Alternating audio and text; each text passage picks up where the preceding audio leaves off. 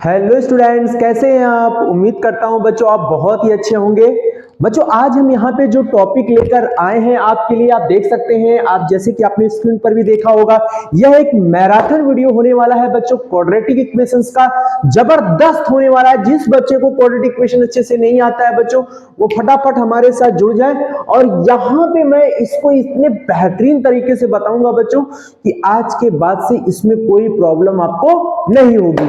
तो चलिए स्टार्ट करते हैं, ज्यादा समय नहीं लेंगे हम लोग, ठीक है। क्लास 10 क्वाड्रेटिक इक्वेशंस एक्सरसाइज हम लोग जो देखने वाले हैं बच्चों, वो है 4A 4B 4C and 4D। Wow, RS. Agarwal की बुक होगी बच्चों, उसका जो सॉल्यूशन होगा वो आपको यहाँ ब्लैक बोर्ड पर देखने को मिलने वाला है। तो जिन बच्चों को क्वाड्रेटिक इक्वेशन में दिक्कत आती है वो फटाफट ज्वाइन हो जाए बच्चों। चलिए स्टार्ट करते हैं और समझते हैं इस क्वाड्रेटिक इक्वेशन के बारे में। बच्चों मैं आपको बता दूं कि क्वाड्रेटिक इक्वेशन क्या है। क्वाड्रेटिक इक्वेशन का जो फॉर्म होता है वो किस टाइप का होता है बच्चों, वो समझिए।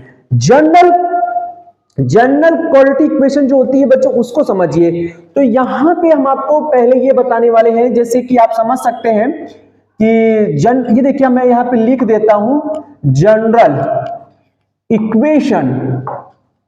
ये बहुत जरूरी है बच्चों, जनरल इक्वेशन ऑफ क्वाड्रेटिक। ये सबसे ज्यादा जरूरी है कि आप पहले इसको जानें। ये बहुत ही इंपॉर्टेंट है कि भाई जनरल फॉर्म क्या होता है क्वाड्रेटिक का, वो हमको बताइए पहले। तो बच्चों वो ये होती है, देखिए, ax square plus bx plus c is equal to 0। क्या यही से क्लियर हो जाता है this is the quadratic equation? Yes, बिल्कुल यही फॉर्म होता है क्वाड्रेटिक इक्वेशन का। अब आप पूछेंगे कि सर इसमें a b c क्या हो सकता है, तो बच्चों मैं पहले ये बता दूं कि a कभी भी 0 नहीं हो सकता है। अब आप कहेंगे क्यों? यहां पे पॉइंट एक ही बात आती है बच्चों, अगर एक कांस्टेंट है, एक रियल नंबर्स है, तो अगर ये 0 हो गया तो आप समझ लीजिए आपका क्वाड्रेटिक इक्वेशन ही खत्म हो गया। मेरी बात समझ में आ रहा है ना? इसलिए a कभी 0 नहीं हो सकता है, लेकिन b और c 0 हो सकते हैं बच्चों, ये ध्यान रखिएगा। तो यहां पे हम बताएंगे कि where a, b, c are real numbers. क्या बोलेंगे बच्चों इसको? Real numbers. किसी को डाउट हो तो बताइए बच्चों। आप समझ गए होंगे कि a कभी भी 0 नहीं हो सकता है, यानी कि जब भी आपका क्वाड्रेटिक इक्वेशन होगा b और c 0 हो सकते हैं, नहीं भी हो सकते हैं। लेकिन अगर b और c 0 हो गए तो आपका x भी नहीं आएगा, जाहिर सी बात है भाई। लेकिन बच्चों a जब 0 नहीं होगा तो इसका मतलब कोई ना कोई संख्या तो जरूर होगी, कोई ना कोई नंबर तो जरूर होगा। इसका मतलब ये एक्स स्क्वायर रहेगा ही रहेगा।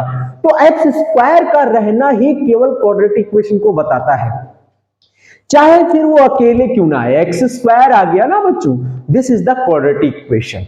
समझ में आ गया? Very good. आपसे कोई पूछे कि quadratic general equation of quadratic क्या होता है, तो आप यही बताएंगे, ये जनरल फॉर्म होता है क्वाड्रेटिक इक्वेशन का। समझ में आ गया? तो चलिए अब हम इसके सवाल को समझते हैं, ठीक है। एक्सरसाइज पर आते हैं, उम्मीद करता हूं आपको समझ में आ गया होगा। तो पहली एक्सरसाइज जैसे कि आप देख सकते हैं, हम लोगों ने लिया है 4A। तो हम 4A की ही बात करेंगे बच्चों पहले, बाकी सबको साइड में रख देंगे। चलिए 4A में पहले बोला गया है कि which of the following are quadratic equation. तो बच्चों क्वाड्रेटिक इक्वेशन में अगर कोई फॉर्म अगर इस तरह का है तो वो एक क्वाड्रेटिक है, उसमें कोई डाउट नहीं होना चाहिए। जैसे कि मैं एक एग्जांपल पे मतलब क्वेश्चन ही है, एक्स स्क्वायर माइनस का 1/x स्क्वायर लिया और यहां बोल दिया 5। क्या ये क्वाड्रेटिक इक्वेशन है बच्चों? बिल्कुल भी नहीं है। क्यों? क्योंकि भाई मेरे यहां पे तो एक्स स्क्वायर है बट वो ऊपर है, बट वो कहां है? ऊपर है। ए एक्स स्क्वायर मतलब इस तरह का फॉर्म होगा तभी ना क्वाड्रेटिक होगा। अगर आप यहां से बच्चों यहां से आप देखिए, अगर एक्स स्क्वायर एलसीएम लेते हैं, एक्स टू द पावर 4 हो जाएगा, -1 और ये 5 हो जाएगा। अब आप देख सकते हैं बच्चों ये क्या क्वाड्रेटिक इक्वेशन है? नहीं बच्चों, आप देख सकते हैं सीधी सीधी बात आती है, ये एक्स टू द पावर 4 का फॉर्म जा रहा है, यानी कि ये क्वाड्रेटिक इक्वेशन का तो नहीं है। लेकिन ये देखिए क्वाड्रेटिक जैसा फॉर्म अगर होता तो इस तरह का फॉर्म बनाता। समझ में आ गया? तो this is not quadratic equation, ठीक है। अगला क्वेश्चन लेते हैं बच्चों, अगला क्वेश्चन हम लोग लेते हैं। जैसे कि आपसे ये बोल दिया जाए कि x प्लस टू का whole cube is equal to x cube, यहां पे लिखा हुआ है एक्स क्यूब और क्या है एक्स क्यूब माइनस का 8। क्या ये क्वाड्रेटिक इक्वेशन है? ये क्या क्वाड्रेटिक इक्वेशन है? चलिए इसको सॉल्व करने के बाद बता पाएंगे ये क्वाड्रेटिक इक्वेशन है या नहीं है। तो कुछ क्वेश्चंस तो ऐसे होते हैं बच्चों कि जिनको सॉल्व करने के बाद ही पता चलता है कि वो इस फॉर्म के लायक है या नहीं है। ठीक है, अगर इसके लायक है तो वो क्वाड्रेटिक है। ठीक है, तो चलिए इसको खोलते हैं। a plus b to the power of 3 का फॉर्मूला खोलिए तो होता है a cube plus b cube plus 2a हमारे पास x है, v हमारे पास 2 है, then a plus b bracket में होता है और यहां आएगा x क्यूब माइनस 8। तो बच्चों आपने देखा कि x क्यूब और x क्यूब दोनों साइड से कैंसिल हो जाएगा, दोनों साइड सेम साइन का है बच्चों, तो 8 प्लस 4 हो जाएगा, 4x का अंदर इंटू करेंगे तो ये 4x स्क्वायर और ये 4 टू जा कितना हो जाएगा 8x is equal to minus 8। अब आप पहले 4x स्क्वायर लिखेंगे फिर उसके बाद 8x लिखेंगे, माइनस 8 इधर लाएंगे तो प्लस का 16 इक्वल टू 0।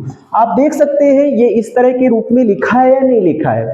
यस लिखा है। This is the quadratic equation, this is the quadratic equation. Check कर लीजिए आप अपना फॉर्म। आप अपनी एक्सरसाइज का पहले का ये जो सवाल था बच्चों वो आपका था 9 नंबर। ठीक है, तो 9 नंबर का आप आंसर अपना चेक कर सकते हैं। जी हाँ बिल्कुल बच्चों, ये आपका क्वाड्रेटिक इक्वेशन है। तो मैं आपको यही बताना चाहता हूं कि हर चीज को आप समझ के करें, अच्छे से रीड करें क्वेश्चन को, तब उसको करेंगे तो ज्यादा समझ में आएगा। अगर कोई चीज सॉल्व नहीं है तो बच्चों ऐसा जरूरी नहीं कि जो चीज देखने में लगता है कि वो क्वाड्रेटिक इक्वेशन नहीं है तो ऐसा नहीं हो सकता। कभी कभी वो सॉल्व होने के बाद क्वाड्रेटिक इक्वेशन बन जाता है, जैसे कि आपने यहां देखा है।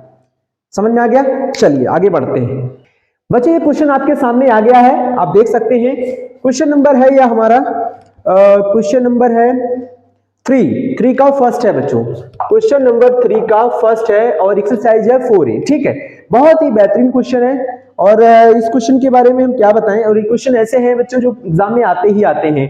Find the value of k for which x is equal to 1 is a root of the equation.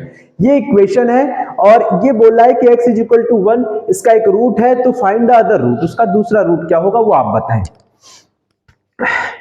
अच्छा बच्चों, यहां पे दो बातें आपसे पूछी गई है, एक तो k की वैल्यू पूछी गई है और दूसरा पूछा गया है रूट। तो भाई मेरे एक बात याद रखिएगा, जब आप k निकाल लेंगे तो दूसरा रूट भी आसानी से निकाल सकते हैं। उम्मीद करता हूं आपको समझ में आ गया होगा। Very good. तो k निकालिए, पहला काम आपका k निकालने का होना चाहिए। कैसे निकलेगा? देखिए साफ साफ बोला था कि x इज इक्वल टू 1 इसका रूट है। अब आप बताइए कोई भी क्वाड्रेटिक इक्वेशन होता है तो उसके कम से कम 2 रूट तो आते ही आते हैं, मतलब स्क्वायर है तो 2 रूट होंगे ना उसके। धीरे से समझिए x इज इक्वल टू 1, इसका एक रूट दे दिया है तो जो उसका रूट है तो निकल के तो इसी में से आया होगा ना, तो इसका मतलब ये इसको सेटिस्फाइड करेगा। तो आपको लिखना क्या है कि x square plus kx plus 3 is equal to 0। इसमें क्या करना है बच्चों, x इज इक्वल टू 1 को रख देना है। ठीक है, तो हम क्या करेंगे, पुटिंग कर देंगे बच्चों x इज इक्वल टू 1। क्यों कर रहे हैं ये भी समझिए, इसलिए कर रहे हैं कि x is equal to 1 is the root of the equation. ठीक है, तो x की वैल्यू को यहां लगा देंगे तो ये 1 का स्क्वायर k इंटू 1, जहां जहां x है वहां लगा दीजिए 1 का स्क्वायर, यहां k बचेगा प्लस 3 इज इक्वल टू 0। तो k प्लस 3 प्लस 1 4 हो जाएगा बच्चों जुड़कर, तो k कितना आया -4 आया। अब बच्चों बात को समझिएगा, k की वैल्यू मिल गई, एक आंसर तो आपका ये हो गया, कोई दिक्कत नहीं मेरे भाई। दूसरा आंसर फाइंड करना है अदर रूट क्या होगा। तो अदर रूट के लिए आपको क्या करना है, -4 यहां लगा देना है। चलिए लगा देते हैं बच्चों, x square -4x plus 3 is equal to 0। ये को हटा दीजिए। अब बच्चों क्या करना है, यहां पे करने हैं इसके फैक्टर। क्या करने हैं, फैक्टर कर दीजिए। ठीक है, तो आप फैक्टर आता है ना आपको करना, वेरी गुड। 3 1 जा कितना हो गया, 3 और 3 में 1 जोड़ेंगे तो ऐड हो जाएगा, -4 आएगा। -3x minus x plus 3 is equal to 0। x common करेंगे x माइनस 3, -1 कॉमन करेंगे x minus 3 is equal to 0। दोनों से x माइनस 3 कॉमन आया, x minus 1 is equal to 0। आप देख सकते हैं बच्चों एक वैल्यू आपकी आ रही है x minus 3 is equal to 0, x is equal to 3, और एक आ रही है आपकी x minus 1 is equal to 0, x is equal to 1। एक रूट तो आपको दिया हुआ है, दूसरा रूट आपने निकाल लिया है। आपसे पूछ रहा था अदर रूट क्या होगा, तो अदर रूट हमारा 3 है।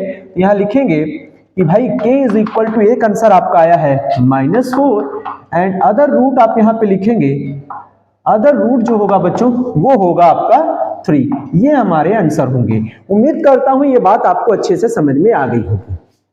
जिन बच्चों को समझ में नहीं आया वो कमेंट्स जरूर कर दें, ठीक है। तो उन चीजों को भी बाद में हम लोग डिस्कस कर सकते हैं, कोई दिक्कत नहीं होने वाली है। क्वेश्चन समझ में आ गया? चलिए नेक्स्ट क्वेश्चन पे आते हैं। अगला क्वेश्चन 12 में आया हुआ है। ये जो क्वेश्चन है बच्चों सीबीएसई 2010 और 12 में आया हुआ क्वेश्चन है, आप देख सकते हैं। ये देखिए सीबीएसई 2010 और 12 में आया हुआ क्वेश्चन है। कितना इंपॉर्टेंट क्वेश्चन है आप समझ सकते हैं। तो चलिए इसको सॉल्व करते हैं। 2 का 3 में इंटू करेंगे तो कितना आएगा? 6x² आएगा।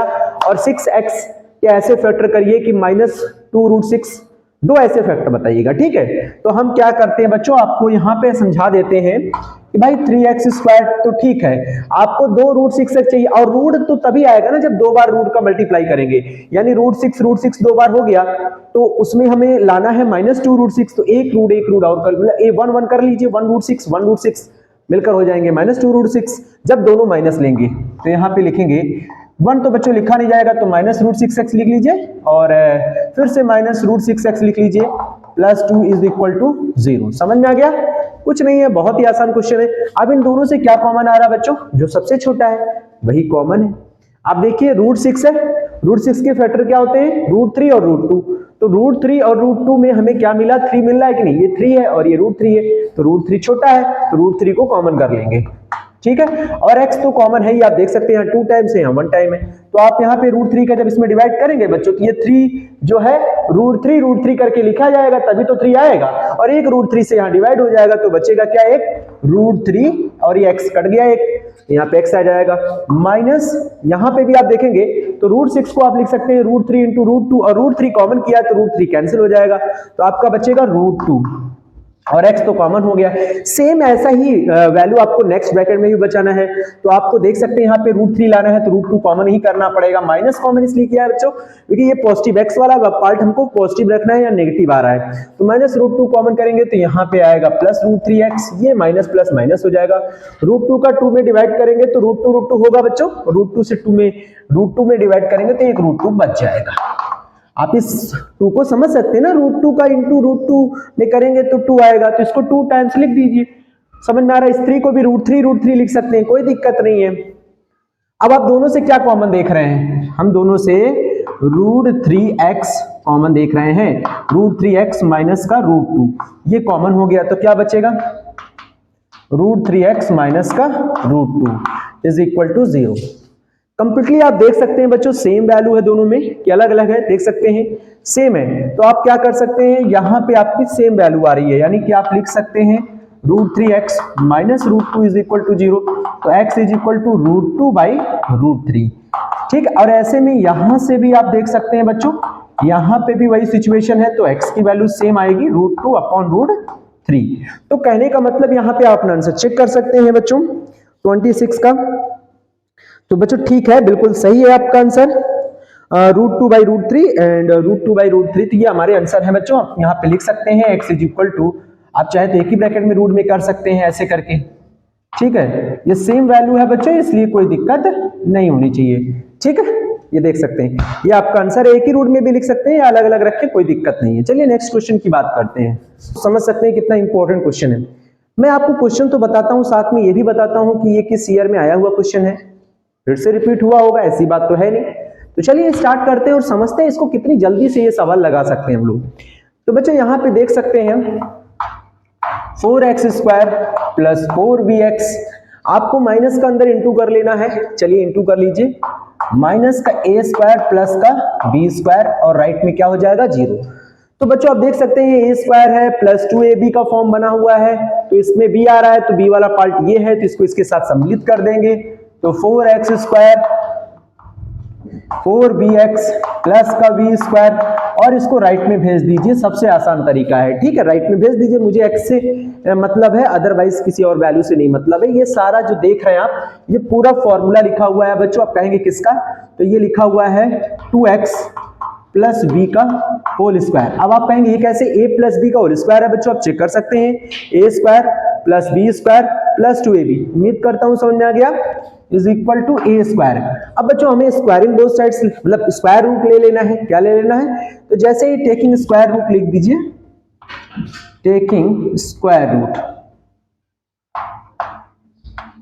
Square roots on both sides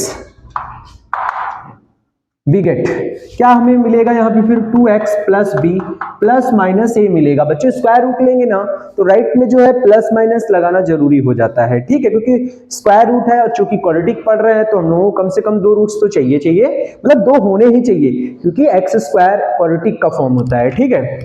तो एक बार हम क्या लेंगे, टेकिंग पॉजिटिव साइन, तो पॉजिटिव वैल्यू लेंगे तो बच्चों हम केवल पॉजिटिव की बात करेंगे, तो यहां से 2x मिलेगा a माइनस बी, तो x मिलेगा a माइनस बी बाई 2। अब हम चलेंगे नेगेटिव पार्ट की तरफ, तो नेगेटिव में आइए तो बच्चों लिखेंगे 2x प्लस बी माइनस ए, यहीं देखिए बच्चों साइन यहीं का बदलेगा, यहां का मत बदल दीजिएगा, ठीक है, केवल जहां 2 साइन होते हैं वहां एक साइन बचेगा, ठीक है। तो आपको यहां पे लिखना होगा 2x is equal to minus b minus a, और x निकालना है तो दोनों से माइनस करना होगा कॉमन, तो ये आ जाएगा, ये इसका दूसरा। तो आंसर जो बनेगा बच्चों वो इस तरह से बनेगा, x is equal to a minus b by 2 comma minus a plus b by 2, ये हमारे आंसर होंगे बच्चों। आप समझ सकते हैं यही आपके आंसर है, तो आप अपना आंसर मैच भी कर सकते हैं, कोई दिक्कत नहीं है। 40 नंबर क्वेश्चन है, ठीक है बच्चों, बिल्कुल राइट आंसर आ रहा है, यही आंसर है, ठीक है। नेक्स्ट क्वेश्चन की ओर चल, इस क्वेश्चन को करने के लिए सबसे पहले आपको ये देखना है कि 3 इस ब्रैकेट के अंदर वैल्यू क्या है, 3x minus 1 upon 2x plus 3, और इसमें देखिए 2x plus 3 upon 3x minus 1, ये इसका रेसिप्रोकल है, ये जो वैल्यू है ना, देखिए इसका रेसिप्रोकल यहाँ आया हुआ है। जब भी ऐसा सवाल मिले एक वैल्यू दूसरे का रेसिप्रोकल हो तो आपको तुरंत वहां लेट कर लेना चाहिए। लेट क्या करेंगे वो हम आपको बता दे रहे हैं, 3x minus 1 upon 2x plus 3। अगर आपका वेरिएबल x चल रहा है तो आपको y लेट करना है, अगर y चल रहा है तो आपको x लेट करना है, सिंपल सी बात है। तो अभी हम क्या लेट करेंगे, y।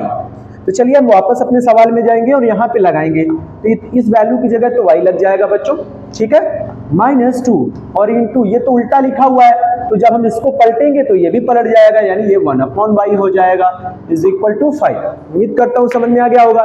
भाई ये उल्टा लिखा हुआ है, देखिए ना, ये तो जब हम इसको ऊपर इसको नीचे लिखेंगे तो ये वैल्यू भी तो नीचे आएगी, y भी तो नीचे आएगा, 1 अपॉन y हो जाएगा। अब हम यहां से लेंगे y एलसीएम, तो यहाँ पे इंटू हो जाएगा 3y square minus 2 is equal to 5, क्योंकि बच्चों y से y कैंसिल हो जाएगा, कोई दिक्कत नहीं है। क्रॉस मल्टीप्लाई करिए बच्चों, तो 3y square minus 2 is equal to 5y, y को इधर ले आइए, क्वाड्रेटिक इक्वेशन बनाइए, minus 5y minus 2 is equal to 0, बन गया बच्चों।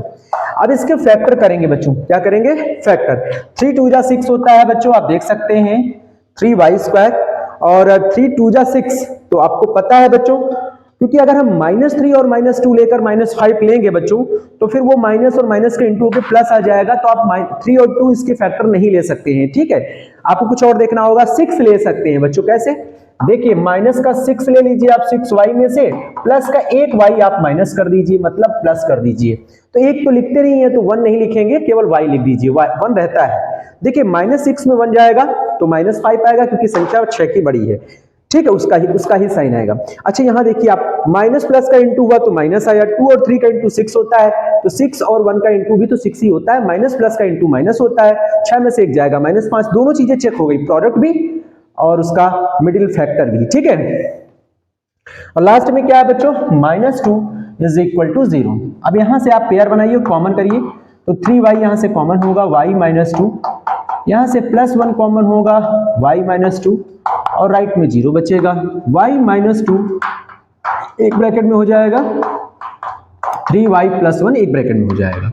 अब एक बार आपको y माइनस 2 को 0 से इक्वेट करना है, y इज इक्वल टू मिलेगा, दूसरी बार में आपको 3y प्लस 1 को 0 से इक्वेट करना होगा और y मिलेगा -1/3। क्या आपका आंसर आ गया? नहीं बच्चों, अभी आपका आंसर नहीं आया है, आप जरा इसको ध्यान से समझिएगा। कैसे? क्योंकि मैंने y आपने मान रखा था, तो आपको फिर से वही वैल्यू लगानी पड़ेगी।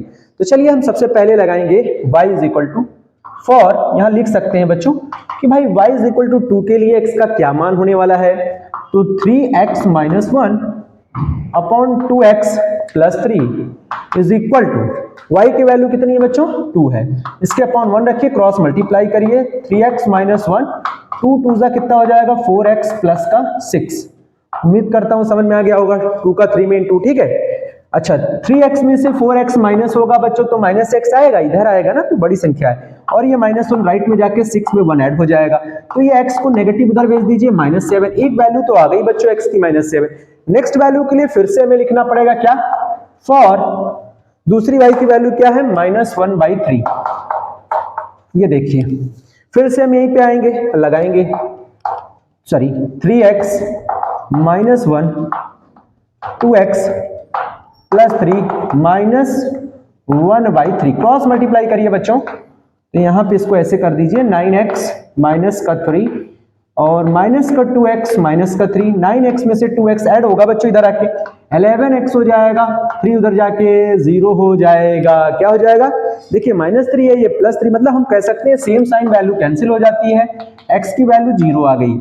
तो बच्चों एक बात बताइए, आप देख सकते हैं x की वैल्यू 0 आ गई, यानी x ये नहीं हो सकता, ये नहीं हो सकता, ये हो सकता है, कोई दिक्कत नहीं है, ठीक है।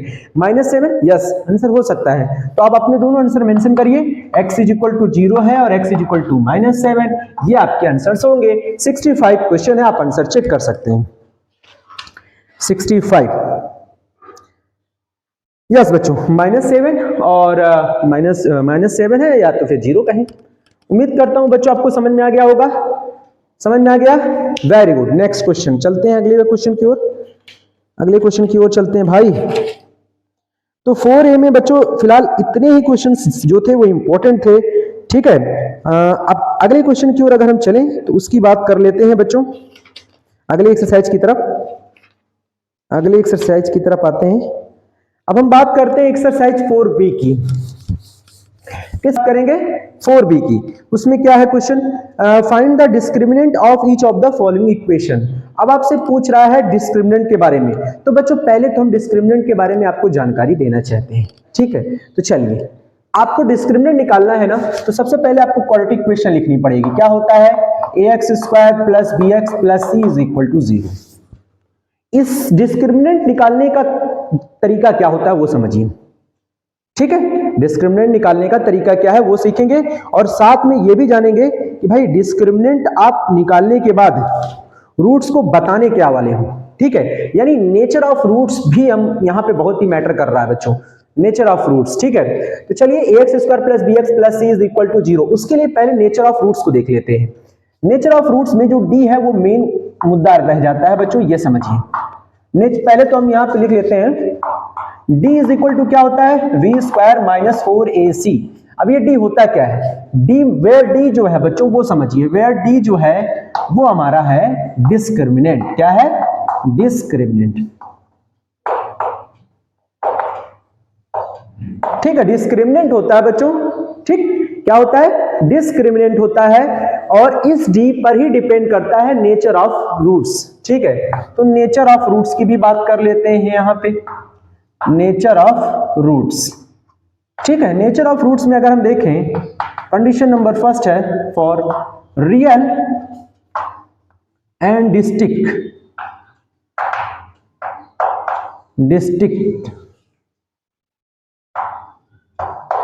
देखिए बच्चों, रियल एंड डिस्टिंक्ट रूट की बात करें, रियल एंड डिस्टिंक्ट को हम लोग और क्या पढ़ सकते हैं, रियल एंड अनइक्वल भी बोल सकते हैं, या फिर हम क्या बोलें, रियल एंड अनइक्वल भी बोल सकते हैं। मतलब पेपर में आपका इस तरह से भी आ सकता है, रियल एंड डिस्टिंक्ट भी करके आ सकता है, और सुनिए बच्चों रेशनल और इरेशनल करके भी आ सकता है। बट रेशनल होगा तो d कंप्लीटली परफेक्ट स्क्वायर होगा, और d अगर इरेशनल है d is not a perfect square होगा, ये बात समझ लीजिएगा, ठीक है।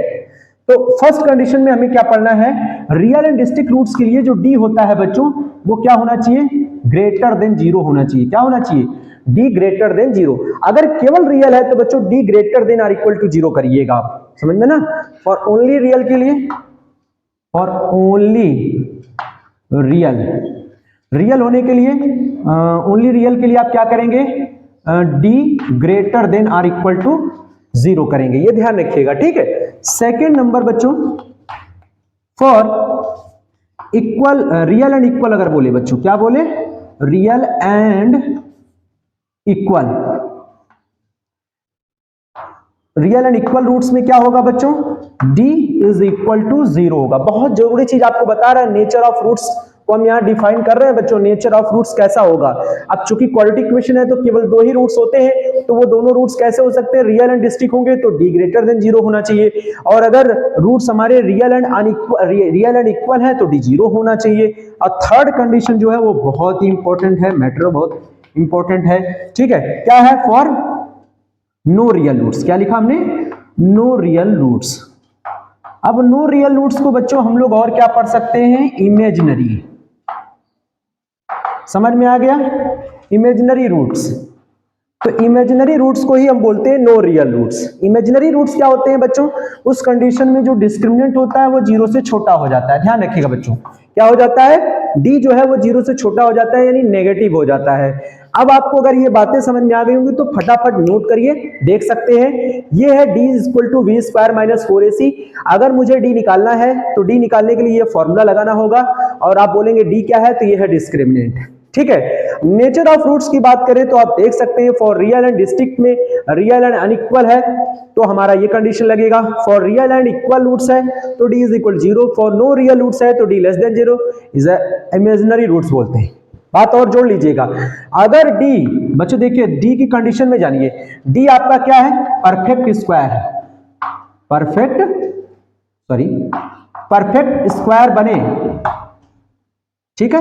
तो अगर d एक परफेक्ट स्क्वायर है तो बच्चों उसमें भी d ग्रेटर देन 0 ही रहेगा, ठीक है। यानी ये हमारा d ग्रेटर देन, मतलब इस तरह से ये समझिए, d एक परफेक्ट स्क्वायर है, और या फिर हम कह सकते हैं रेशनल है।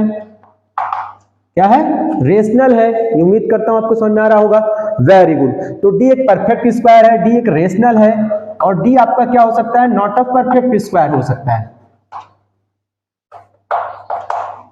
परफेक्ट स्क्वायर मतलब d परफेक्ट स्क्वायर नहीं है।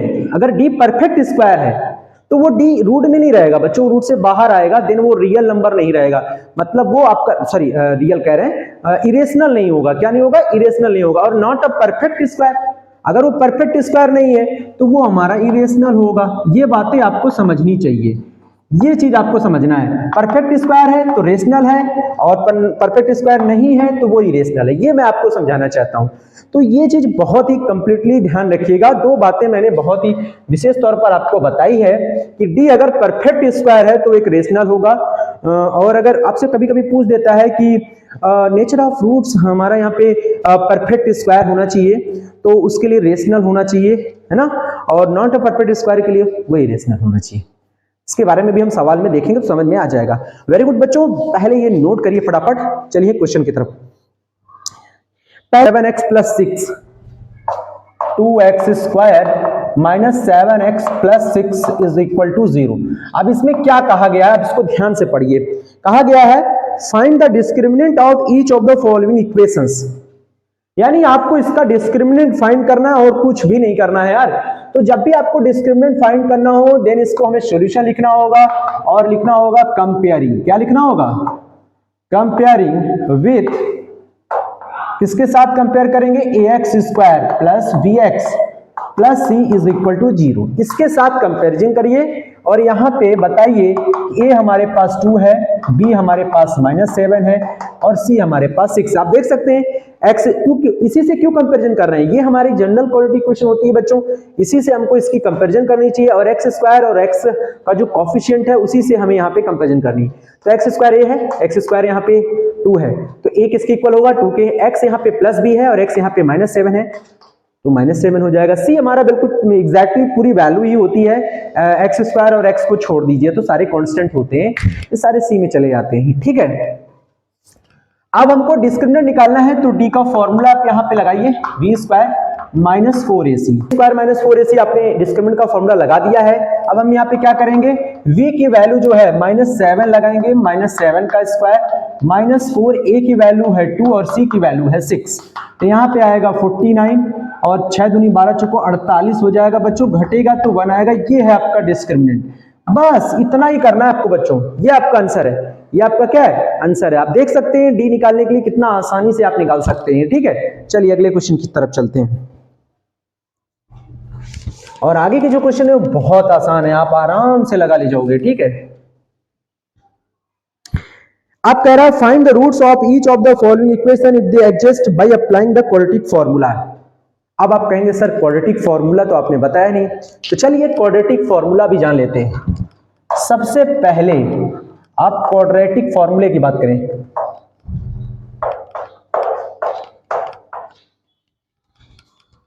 क्वाड्रेटिक फॉर्मूला होता क्या है बच्चों? देखिए क्वाड्रेटिक फॉर्मूला जो इंडियन मैथमेटिशियन थे सिद्धराचार्य जी, उन्होंने क्वाड्रेटिक फॉर्मूला दिया। उन्होंने क्या दिया?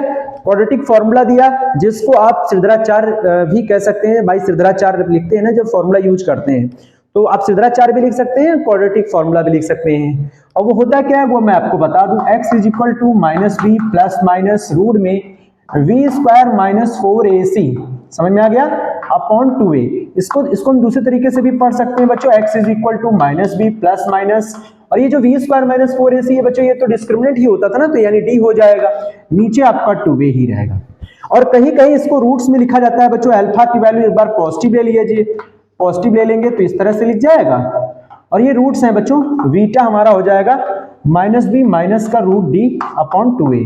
कुछ किया नहीं है बच्चों, ये पॉजिटिव था, एक बार नेगेटिव था, तो एक बार पॉजिटिव लेंगे, एक बार नेगेटिव लेंगे, एक अल्फा है एक बीटा है, तो कहने का मतलब ये x और x एक ही चीज है, लेकिन कहने का मतलब ये है कि रूट्स अलग अलग है बच्चों। आप देख सकते हैं अल्फा और बीटा, तो उसको रिप्रेजेंट कर सकते हैं, कोई दिक्कत नहीं है। तो आप x और x भी लिख देंगे तो भी कोई दिक्कत नहीं होनी चाहिए। उम्मीद करता हूं आपको क्वाड्रेटिक फॉर्मूला समझ में आ गया है, तो इस फॉर्मूले पे आपको ज्यादा फोकस करना है, ठीक है, या फिर आप ये याद कर लीजिए, कोई दिक्कत नहीं है। उम्मीद करता हूं समझ में आ गया होगा सर। ओके, चलते हैं सवाल की ओर, क्योंकि बिना क्वाड्रेटिक फॉर्मूले से तो आप लगा नहीं सकते। इसी को बोलते हैं सिद्धराचार्य फॉर्मूला बच्चों। क्या बोलते हैं इसको? सिद्धराचार्य फॉर्मूला। ठीक है, चलिए एक क्वेश्चन लेते हैं, तब हम इसको अच्छे से आपको बताते हैं। 9 नंबर क्वेश्चन है बच्चों, मैं एक अच्छा क्वेश्चन आपके लिए लेकर आ रहा हूं। 9 नंबर क्वेश्चन है और 2017 और 17 में लगातार आया हुआ क्वेश्चन है, इसलिए लिया हूं बच्चों। Root two x square plus 7x plus 5 root 2 plus 7x plus 5 root 2 is equal to 0। कहा जा रहा है कि इससे हमें पहले ये बताइए, find the roots of the following equation if they exist. बच्चों यहां से हमको रूट्स बताना है, यानी x की वैल्यू फाइंड करनी है, ठीक है। लेकिन रूट्स तो तभी निकलेंगे ना जब वो रूट्स क्या करेंगे? एडजस्ट करेंगे। एडजस्ट करने का मतलब समझ रहे हैं, यानी वो रियल होगा तो मिलेगा, इक्वल होगा तो मिलेगा, लेकिन अगर नो रियल हुआ तो आपको रूट्स नहीं मिलेंगे। यही चीज आपसे कहना चाहता है कि पहले एडजस्ट तो करो, अगर वो एडजस्ट हो रहे हैं, ठीक है, तो आपके रूट्स मिलेंगे, नहीं तो नहीं मिलेंगे। Bye applying the quadratic formula. और इसको लगाना किससे है? क्वाड्रेटिक फॉर्मूले से लगाना है। ये नहीं कि आप फैक्टर करने लगे, आपका सवाल गलत हो जाएगा। जब आपसे कहा जा रहा है क्वाड्रेटिक फार्मूला लगाने को, तो क्वाड्रेटिक फार्मूला ही लगाएंगे। लेकिन वो बात की बात है, पहले कंपेयरिंग करेंगे बच्चों। Solution comparing with the standard form with ax square plus vx plus c is equal to 0। अब बताइए a कितना है आपके पास? a हमारे पास रूट 2 है, b हमारे पास 7 है, c हमारे पास 5 रूट 2 है। उम्मीद करता हूं बच्चों समझ में आ गया, a b c, ठीक है। अब बच्चों हमें क्या करना है? अब हमें निकालना है डिस्क्रिमिनेंट। क्या निकालना है? और फॉर्मूला क्या होता है? क्योंकि देखिए कोई भी रूट्स एग्जिस्ट करता है नहीं करता है, उसके लिए डी निकालना जरूरी है, क्योंकि डी ही बताएगा कि रूट्स एग्जिस्ट करेंगे या नहीं। देखिए एग्जिस्ट कब करते हैं? जब रूट्स रियल होता है, ठीक है, या फिर रूट्स रियल एंड इक्वल होना चाहिए, ठीक है। लेकिन नो रियल होगा तो एग्जिस्ट नहीं करेगा, यानी डी ग्रेटर देन 0 होना चाहिए, या फिर D greater than or equal to 0 होना चाहिए, या डी इक्वल टू 0 होना चाहिए। 3 पॉसिबिलिटी है, ठीक है। तो यहाँ पे v की वैल्यू क्या है? 7 का स्क्वायर माइनस 4a है हमारे पास, रूट 2c है हमारे पास 5 रूट 2।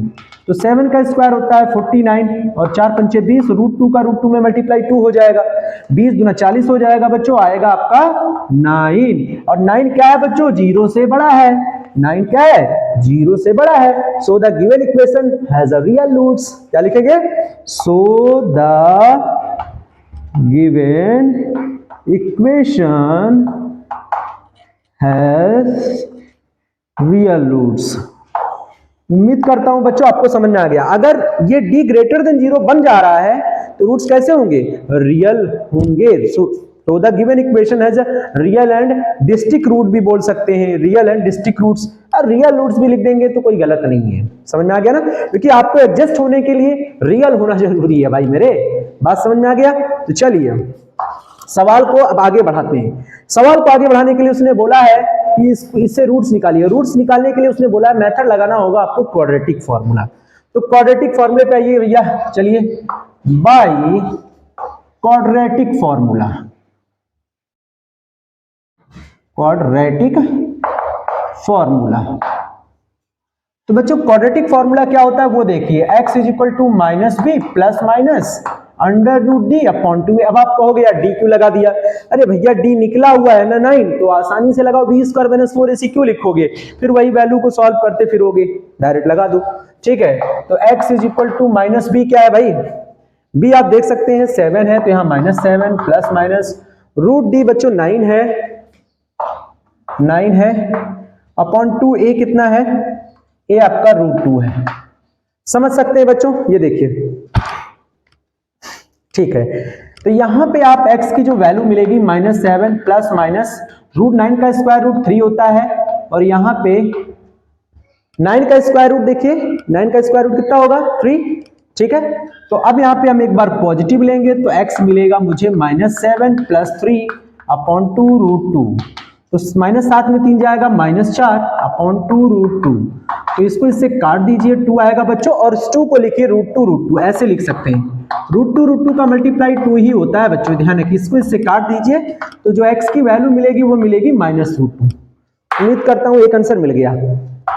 नेगेटिव साइन लीजिए अब, तो नेगेटिव के लिए आपको -7 यहां रखना होगा -3, और नीचे आपको लिखना होगा 2 √2, -10 अपॉन 2 √2 करिए, इसको इससे कैंसिल करिए, 5 आएगा बच्चों।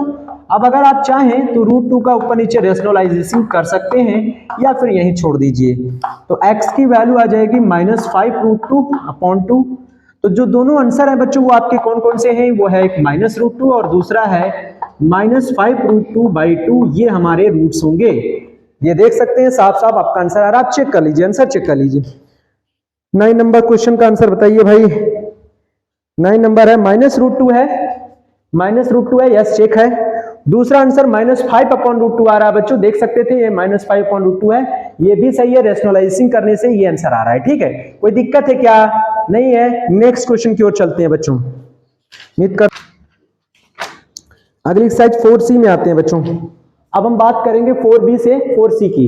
बहुत अच्छे क्वेश्चन है 4C में बच्चों, वो देखते हैं। पहले क्वेश्चन में पूछा गया है, 4C एक्सरसाइज की बात करेंगे बच्चों, और पहले क्वेश्चन में पूछा गया है find the nature of the roots of this quadratic equation. मतलब आपके पास क्वाड्रेटिक इक्वेशन दिया होगा, उसका नेचर पूछा गया, उसका नेचर कैसा होगा बच्चों वो आपको पता करना है। ठीक है, तो चलिए फटाफट समझ लेते हैं। कौन सा सवाल करेंगे ये समझते हैं। पहले का फोर्थ करेंगे, पहले का फोर्थ करेंगे। क्यों करेंगे अभी मैं आपको बताता हूं। पहले का फोर्थ करेंगे। ठीक है, क्या पता करना है? Nature of roots. और नेचर ऑफ रूट्स के लिए मैंने अभी आपकी कंडीशंस बताई है, सेम वही कंडीशंस यहां अप्लाई करना होगा। क्वेश्चन है 5x और ब्रैकेट में x - 2 और क्या लिखा हुआ भाई +6 is equal to 0, +6 is equal to 0। देख सकते हैं क्वेश्चन बच्चों, 5x ब्रैकेट में x - 2 +6 इज इक्वल टू 0। अच्छा एक बात बताइए आप हमको, हमने ये क्वेश्चन क्यों लिया? हमने इसलिए लिया है क्योंकि सबसे पहले तो ये जो क्वेश्चन है बच्चों वो आपको पूरा देखेंगे तो क्वाड्रेटिक इक्वेशन के फॉर्म में नहीं लिखा है, इसलिए मैंने ये क्वेश्चन लिया हुआ है ताकि आप समझ सको कि जब भी इक्वेशन क्वाड्रेटिक इक्वेशन के फॉर्म में नहीं लिखा होता है देन पहले आपको उसको टाइप में लिखना पड़ेगा।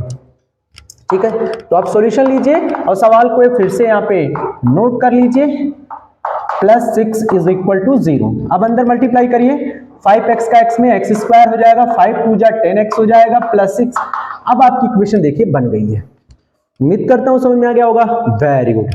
अब आप क्या करेंगे बच्चों? अब यहां से कंपेयरिंग करेंगे।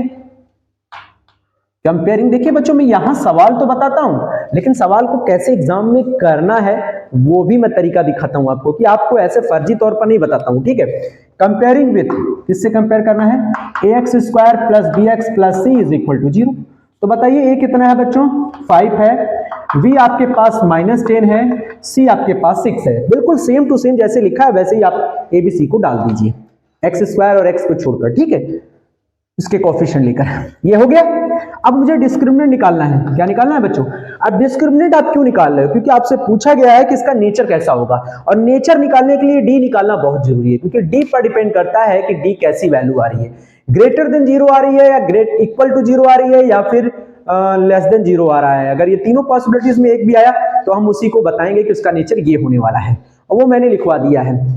याद रखिए कौन कौन सी पॉसिबिलिटी है, D greater than zero, D equal to zero, D less than zero. एक और आती है possibilities greater than or equal to zero, ठीक है, तो वो केवल रियल के लिए होता है, ये फॉर रियल के लिए होता है, ठीक है, और ये रियल एंड अनइक्वल के लिए है, रियल, और यहां पे लिख सकते हैं अनइक्वल, शॉर्टकट में हम बता रहे हैं। और ये जो है बच्चों रियल एंड इक्वल के लिए है, रियल एंड इक्वल के लिए।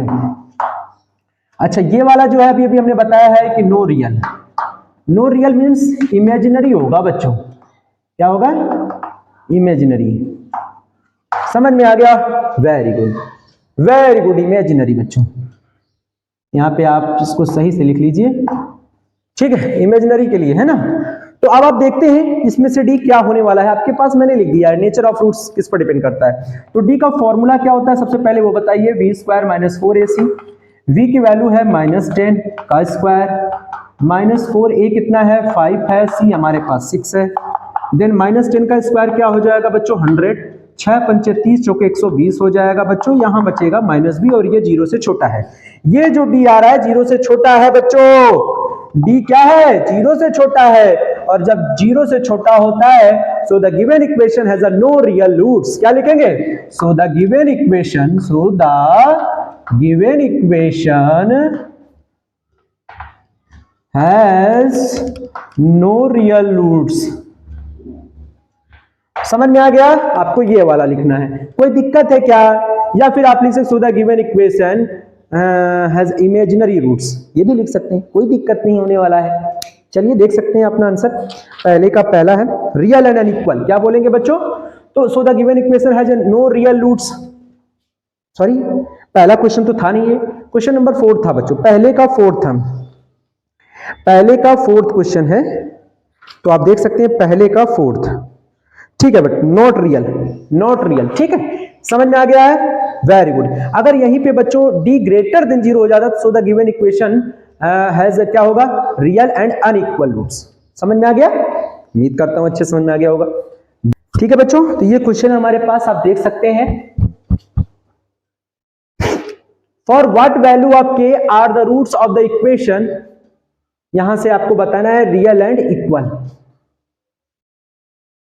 बच्चों एक बात बताइए, सबसे पहले हम क्या करते हैं, हमें यहां से तो निकालना है के की वैल्यू, लेकिन उसने बोला है जो इस इक्वेशन का रूट्स होगा वो कैसा होगा, रियल एंड इक्वल होगा। नेचर ऑफ रूट्स कैसा होगा, रियल एंड इक्वल के लिए डी क्या होना चाहिए, 0 होना चाहिए कंप्लीटली, तो वो तो खुद ही बोला है कि ये रियल एंड इक्वल है, आप सिर्फ के का मान बताओ, तो भाई मैं उसको यूज कर लूंगा रियल एंड इक्वल को, और उसी से हम के का मान बता देंगे आपको। चलिए पहले इसको क्वाड्रेटिक के फॉर्म में लिखते हैं बच्चों, क्योंकि ये लिखा नहीं है, तो आपको पहले ये काम कर लेना है, फटाफट कर लीजिए। तो के एक्स स्क्वायर -2√5 के एक्स प्लस का 10 इज इक्वल टू 0। अब कंपेयरिंग करेंगे बच्चों, सारे बच्चे इस बात को समझ रहे होंगे, कंपेयरिंग विथ किसके साथ, a x square plus b x plus c is equal to 0। तो a हमारे पास k है, b हमारे पास -2√5 है, सॉरी k भी है इसमें, सिर्फ x को छोड़कर बाकी सभी लेना होता है बच्चों, ये ध्यान रखिएगा, -2√5 k, और c हमारे पास क्या है 10 है, ठीक है, देख सकते हैं सारी वैल्यूज क्लियर है, ओके। अब हम डिस्क्रिमिनेंट निकालेंगे, लेकिन बच्चों डिस्क्रिमिनेंट तो हम निकालेंगे, ये बात तो सही है, बट डिस्क्रिमिनेंट के लिए उसने कंडीशन लगा रखी है कि रूट्स कैसे होंगे, रियल एंड इक्वल होंगे, सिर्फ वैल्यू बताइए के, यानी इसके रूट्स उसने तय कर दिए हैं बच्चों कि यहाँ पे रूट्स जो आने वाले हैं वो रियल एंड इक्वल हैं, वो आने वाले क्या है, वो आ ही है, वो है ही है रियल एंड इक्वल। तो आप सीधा यहाँ पे लिखिए for real and equal roots, यानी जो रूट्स होंगे वो कैसे होंगे, रियल एंड इक्वल के लिए कंडीशन हमारी क्या होती है, d इज इक्वल टू 0। देख सकते हैं यहाँ पे रियल एंड इक्वल के लिए d हमारा 0 होता है। d का फॉर्मूला बताइए फटाक से बच्चों, v स्क्वायर -4ac, राइट में 0 लगाइए, v की वैल्यू बताइए, -2√5k to the power of 2 -4a हमारे पास k है, c हमारे पास 10 है, राइट में 0, ठीक है। अब हम यहां से थोड़ा एक बार और लिख लेते हैं, -2 का स्क्वायर कितना होता है 4, और √5 का स्क्वायर बच्चों 5, तो 5 4 जा कितना हो गया 20, और k का स्क्वायर माइनस 20 चौको 10 चौको 40 हो जाएगा, 40k हो जाएगा, राइट में 0 हो जाएगा। अब आप इसे यहां से फैक्टर करेंगे तो आप देखेंगे कि यहां से 20k कॉमन हो जाएगा और अंदर क्या बचेगा k माइनस 2 और राइट में क्या आया 0। तो एक बार 20k को हम 0 से क्विट करेंगे, k is equal to 0, but ये वैल्यू इंपॉसिबल हो जाएगी बच्चों। क्यों, आप पूछिए क्यों इंपॉसिबल हो जाएगी?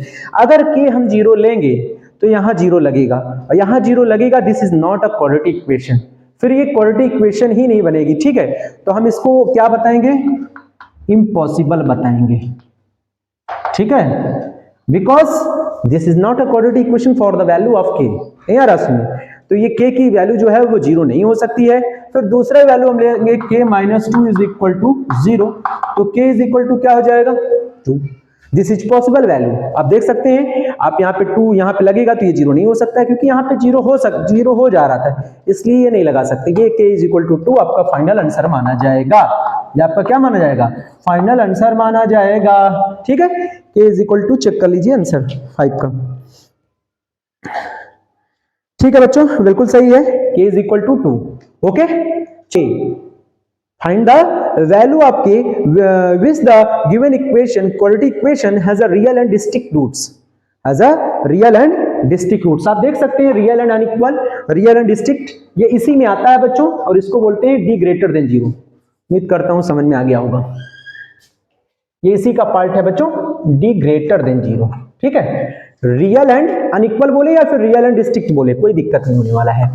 तो आपसे यहां पे क्या पूछा है, आपसे यहां k का मान पूछ रहा है, find the value of k, यानी k आपसे क्वेश्चन किया गया है, कि आपसे क्वेश्चन किया गया है और बोला गया है कि इसका रूट्स जो होगा वो रियल एंड डिस्टिंक्ट है। तो चलिए सवाल स्टार्ट करते हैं। तो सबसे पहले हम लिखेंगे सॉल्यूशन, और सॉल्यूशन में हम लिखेंगे कंपेयरिंग। क्या लिखेंगे, यस बच्चों, कंपेयरिंग। कंपेयरिंग बहुत जरूरी है, comparing with ax square plus bx plus c is equal to 0। तो चलिए फटाफट बताइए, a कितना है 1 है, और v कितना है माइनस k है, और c कितना है 9 है। ओके बच्चों, अब हमसे बोला गया है कि इसके जो रूट्स हैं फॉर रियल, याद रखिए बच्चों हमसे क्या पूछा गया है, हमसे पूछा गया है डिस्क्रिमिनेंट नहीं पूछ रहा, हमसे k पूछ रहा है। तो रूट्स कैसे, रियल एंड डिस्टिंक्ट बोला है, फॉर रियल एंड डिस्ट्रिक्ट, चलिए यही लगा दीजिए डिस्ट्रिक्ट। तो जब रूट्स रियल एंड डिस्ट्रिक्ट होंगे उस कंडीशन में नेचर ऑफ रूट्स क्या होगा, d क्या होगा, वो 0 से बड़ा होना चाहिए, d ग्रेटर देन 0 होना चाहिए। चलिए d की वैल्यू फटाफट फार्मूला बताइए, v square minus 4ac greater than 0। v square मतलब माइनस k का होल स्क्वायर, माइनस 4a 1 है, c 9 है, ग्रेटर देन 0। यहाँ पे k स्क्वायर 9 चौक 36 हो जाएगा बच्चों, ग्रेटर देन 0। उम्मीद करता हूं समझ में आ गया होगा। ठीक है, अब आपको क्या करना है, k स्क्वायर, देखिए एक बात आपको ध्यान दिला दूं मैं, जब आप इसके फैक्टर करते हैं ना k स्क्वायर माइनस 36 के, तो आप क्या लिखोगे, k माइनस 6, अरे ऐसे लिखेंगे ना, 6 का स्क्वायर ग्रेटर देन 0, तो a minus b a plus b तो लिखेंगे आप, यानी k माइनस 6 लिखेंगे और k प्लस 6 लिखेंगे, ग्रेटर देन 0 लिखेंगे। समझ में आ गया, वेरी गुड। अब बच्चों आप कहेंगे सर इसको यहां से सॉल्व कैसे करें, मैं एक छोटा सा ट्रिक आपको बताना चाहता हूं, उम्मीद करता हूं समझ में आ जाएगा।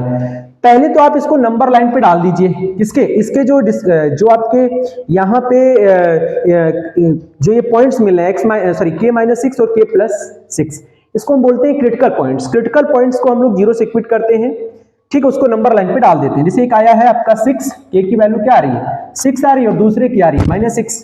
भाई इसको एक बार 0 से क्विट करिए, एक बार इसको, तो आपको दो ये क्रिटिकल पॉइंट्स मिलेंगे बच्चों। एक को नंबर लाइन पे दोनों को फिक्स करिए, पहले माइनस 6 आएगा बच्चों, उसके बाद प्लस 6 आएगा। ध्यान रखिएगा जितने मिलेंगे उतने ही फिक्स करने हैं, उसके बाद नहीं। अब राइट में जो होता है बच्चों आप जानते हैं, प्लस पॉजिटिव होता है, इनफाइनाइट होता है, और इधर लेफ्ट में आपका नेगेटिव इनफाइनाइट होता है। समझ में आ रहा है, ठीक। अब यहाँ पे देखिए राइट में 6 से बड़ी जितनी भी वैल्यू होगी ना, यहाँ पे पॉजिटिव मिलने वाला है। अब आप कहोगे सर ऐसे कैसे हमें पता चल गया, 6 से बड़ी आप कोई भी वैल्यू यहाँ लगाइए, यहाँ पे दोनों जगह लगाइए, 7 माइनस 6 7 प्लस 6, देखिए आया ना पॉजिटिव, इंटू करेंगे तो पॉजिटिव वैल्यू आएगी, क्या आएगी पॉजिटिव। ऐसे ही आप 6 और माइनस 6 के बीच में कोई वैल्यू लगाइए, जैसे 4 लगाया तो आपके नेगेटिव वैल्यू मिलेगा, तो इसका मतलब यहाँ नेगेटिव मिलेगा, फिर यहाँ पॉजिटिव मिलेगा। आप लगा के देख लीजिए, -4 लगाएंगे, -4 लगाएंगे, देन ये वैल्यू आने वाली है नेगेटिव। क्या आने वाली है, नेगेटिव। समझ, सॉरी पॉजिटिव। देखिए कैसे, -4 लगाएंगे, देन ये आपको क्या मिलने वाला है, सॉरी -6 के पहले क्या आता है, -6 के पहले क्या आता है, -7 आता है, -4 थोड़ी ना लगाएंगे, ठीक है। -6 के पहले क्या आता है, -7, तो -7 लगाएंगे, देन ये वैल्यू नेगेटिव नेगेटिव का इंटू होगा तो पॉजिटिव मिलेगा। ओके, इतना समझ में आ गया। ओके, आपको 4 माइनस का लगाना है तो आप इसमें लगाइए, ठीक है, इसमें आपको नेगेटिव मिलेगा।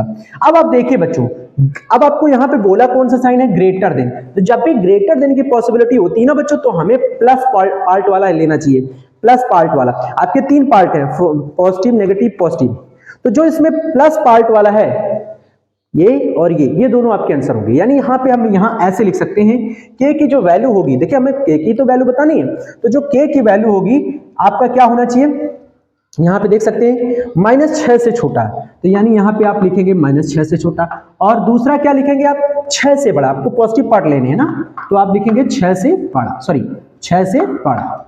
ये इसके आंसर है बच्चों, यही हमारे क्या है, आंसर है। इसको आप चाहो तो रफ कॉपी में यूज कर सकते हो आप डायरेक्टली समझने के लिए, और आंसर आप ऐसे दे सकते हो। उम्मीद करता हूं समझ में आ गया होगा। लेकिन बच्चों अगर ग्रेटर देन है तो आप पॉजिटिव पार्ट लीजिएगा, और अगर लेस देन है तो आप नेगेटिव पार्ट लीजिएगा। समझ में आ गया। लेकिन बच्चों एक बात याद रखिएगा, यहां पे ये चीजें तभी आपका ये एग्जिस्ट करेगा जब राइट में आप 0 बनाकर चलेंगे। क्या बनाकर चलेंगे, राइट में 0 होना चाहिए, कोई भी वैल्यू राइट में नहीं होना चाहिए, ना ग्रेटर देन के ना लेस देन के, तब आप ऐसे कर सकते हैं। अच्छा, दूसरा तरीका ये है, दूसरा तरीका मेरे भाई ये है कि मान लीजिए आप जिन बच्चों को इनमें इतनी दिक्कत आ गई यहां पर, तो वो डायरेक्टली क्या करें, यहां पे आए इस जगह k² - 36 जो लिखा है ग्रेटर देन 0, ठीक है, तो आप इसको लिखे k² इज ग्रेटर देन 36, लिख सकते हैं। अब यहां पे जब स्क्वायर रूट हटेगा, मतलब स्क्वायर हटेगा तो रूट लगेगा, तो रूट लेने का मतलब इसमें एक प्लस की वैल्यू आएगी, एक माइनस की आएगी, तो यहां पे आप k लिखिएगा एक बार 6 और एक बार k लिखिएगा -6। अब आप सुनिए साइन कैसे लगाएंगे मैं बताता हूं। अगर ग्रेटर देन है, ग्रेटर देन है, तो जो पॉजिटिव वाली वैल्यू है, देखिए ग्रेटर देन में ये वैल्यू तो पॉजिटिव थी, तो पॉजिटिव की तरफ ही साइन मतलब लगना है। देखिए मेरी बात को ध्यान समझिएगा, 6 है तो जो साइन इधर लगा हुआ है प्लस के लिए वो उधर ही वो वही साइन लगेगा, कोई दिक्कत नहीं। लेकिन जिसमें नेगेटिव आएगा उसमें साइन चेंज हो जाएगा बच्चों, और बीच में आप लगाइए, और ये आपका आंसर है। मैं इसीलिए क्वेश्चन लिया था, तो जिन बच्चों को इससे समझ में आ रहा है वो इससे करेंगे, बस इस चीज को आप रफ में बना लीजिएगा, ठीक है, समझने के लिए। और दूसरा तरीका है कि आपको सवाल को यहीं से यहीं डाइवर्ट कर देना है। 36 को आप 36 को राइट में ले जाइए, स्क्वायर हटेगा तो +-6 आएगा ना, तो +6 के लिए आपको क्या लेना है, ग्रेटर देन, और -6 के लिए आपको साइन की इक्वलिटी चेंज कर देनी है, चाहे फिर वो लेस देन की इक्वलिटी ही क्यों ना हो। अगर लेस देन है तो यहाँ पे <6 आएगा, और यहाँ ग्रेटर देन -6 आएगा। बात समझ में आ रहा है कि नहीं आ रहा है, वेरी गुड। ये चीज हमेशा ध्यान रखिएगा। कैसे, क्योंकि बच्चों देखिए होता क्या है कि अगर आप जब भी स्क्वायर रूट लेते हैं, और अब ऐसे समझिए यार 4 और 6 में कौन बड़ा है, 6, लेकिन जैसे ही आपने माइनस से इंटू किया, जैसे ही आपने माइनस से इंटू किया आपने देखा -4 बड़ा हो गया। तो साइन की इनइक्वालिटी चेंज कहां होती है, नेगेटिव साइन पे। साइन की इनइक्वालिटी चेंज कहां होती है, नेगेटिव साइन पे, पॉजिटिव पे चेंज ही नहीं होती है। समझ में आ गया कि नहीं आ गया। इसलिए देखिए पॉजिटिव वैल्यू पे वही रह गया, नेगेटिव चेंज हो गया। समझ में आ गया, वेरी गुड। उम्मीद करता हूं आपको अच्छे समझ में आया होगा। आया है ना समझ में, वेरी गुड। चलिए अगला क्वेश्चन लेते हैं बच्चों।